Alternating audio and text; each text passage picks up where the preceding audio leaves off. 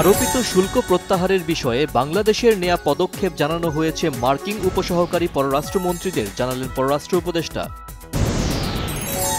বাংলাদেশের সঙ্গে বৈঠকে দ্বিপক্ষীয় সম্পর্ক পুনরুজ্জীবিত করার অঙ্গীকার প্রতিফলিত হয়েছে পাকিস্তানের পররাষ্ট্র মন্ত্রণালয়ের বিবৃতি।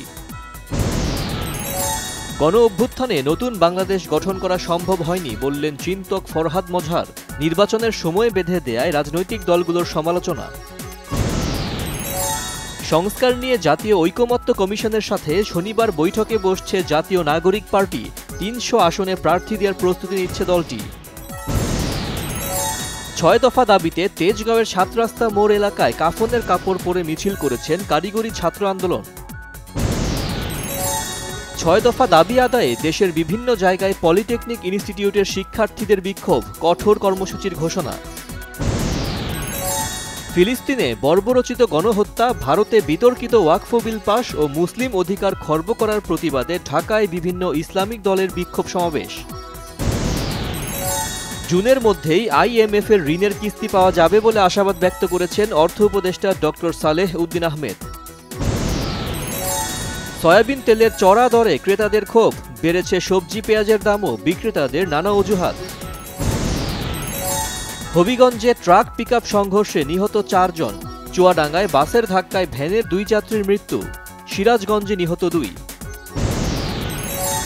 খাগড়াছড়িতে অপহৃত চট্টগ্রাম বিশ্ববিদ্যালয়ের 5 শিক্ষার্থী সহ 6 জনকে উদ্ধারে সাঁড়াশি অভিযান অব্যাহত। দুপক্ষের সংঘর্ষে খাগড়াছড়ি ও ভৈরবে 2 জন নিহত, টঙ্গীতে বাসা থেকে 2 শিশুর মরদেহ উদ্ধার। পশ্চিমবঙ্গের মুর্শিদাবাদে সহিংসতায় 3 জন নিহত হওয়ার বিষয়ে নিন্দা জানিয়ে বাংলাদেশের মন্তব্য প্রত্যাখ্যান করেছে ভারত।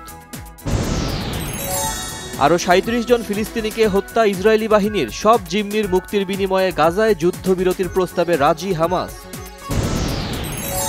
চীনের উপর আরোপিত শুল্ক শিথিলের ইঙ্গিত দিলেন মার্কিন প্রেসিডেন্ট ডোনাল্ড ট্রাম্প, পাল্টাপাল্টি শুল্কারোপ নিয়ে চলছে অস্থিরতা।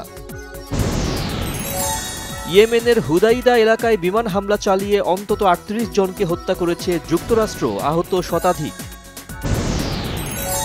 জিম্বাবুয়ের বিপক্ষে টেস্ট সিরিজ খেলতে স্পিন বান্ধব উইকেট তৈরি করে অনুশীলনের প্রয়োজন নেই, মন্তব্য টাইগার কোচ ফিল সিমন্সের।